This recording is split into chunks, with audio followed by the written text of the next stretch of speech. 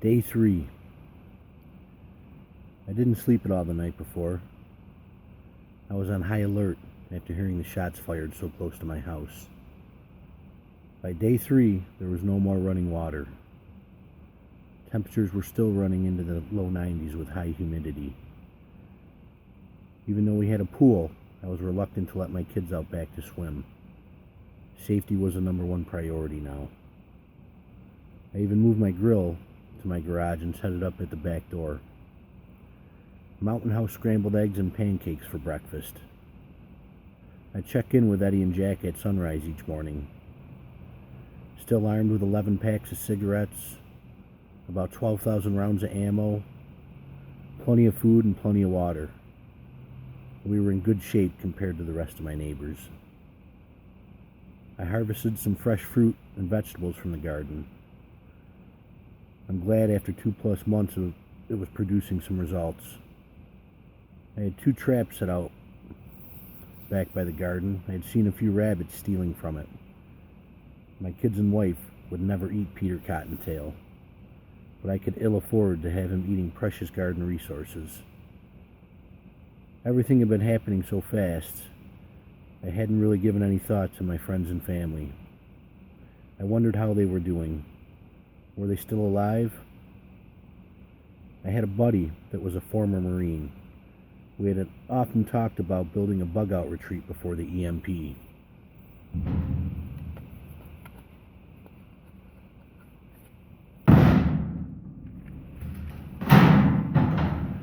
Unfortunately, talking about it was too late now. He was my closest prepper ally. He lived in a rural, secluded area about 45-minute drive from my house. With no running vehicles, it was probably a 2 to 3 day walk. I told him if the shit ever hits the fan, I was bringing my family and supplies to his house. With no real option, and 3 days into this, our safest choice was to remain at home. My wife asked me where the police were. I said home taking care of their families. I told her to look around. This is it. There's no help coming for the foreseeable future. At that moment, my oldest daughter said, "Danette." A next-door neighbor was walking to our door.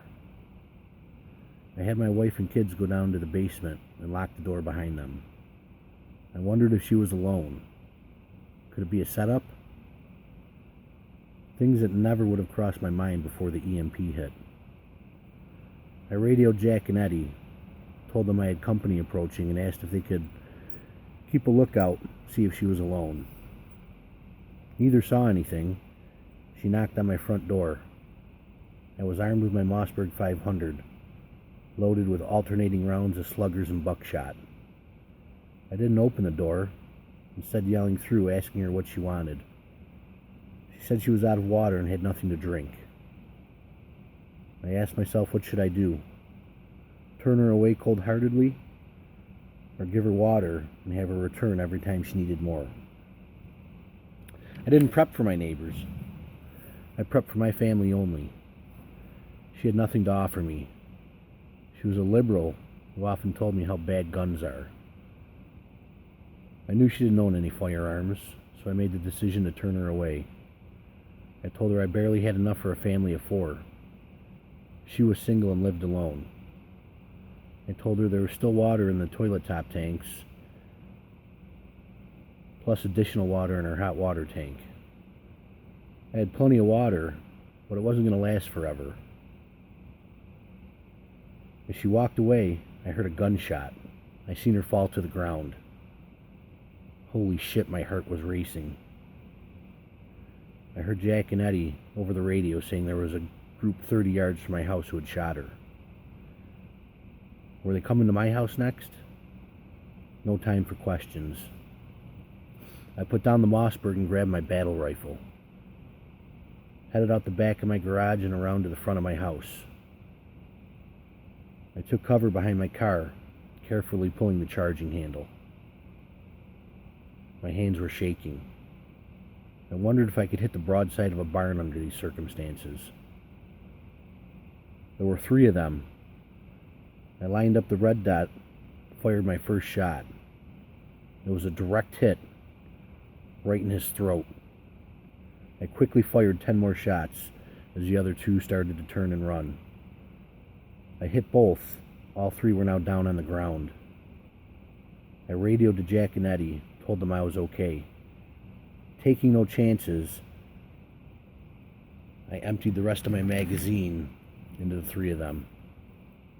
There were now 4 dead bodies in front of my house.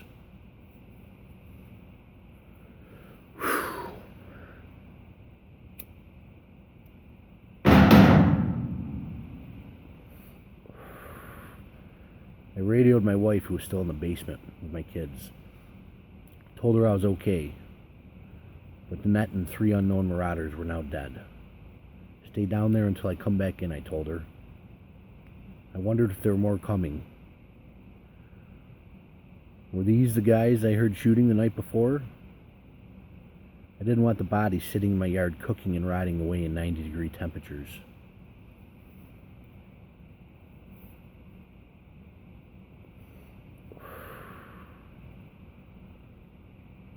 I had Jack and Eddie help me pull them into Danette's backyard. Jack stood guard as Eddie and I dug a hole. We buried the 4 of them. I now had a vacant house to the right where Danette once lived. The 3 of us scavenged through her house. What little food she had, we split. We took all the hygiene, medicine, and paper products we could find. As we walked out, it hit me. I had just killed 3 people. I knew it had to be done, but it's still a heavy burden to bear. I told Jack and Eddie, those 3 won't be the last to cause trouble. We needed to be extra vigilant and on the lookout. The 3 of us returned to our houses. I wasn't going to lie to my family.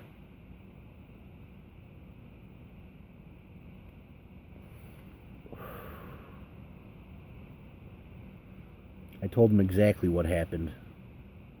There would be no bullshitting. Honesty could now save lives.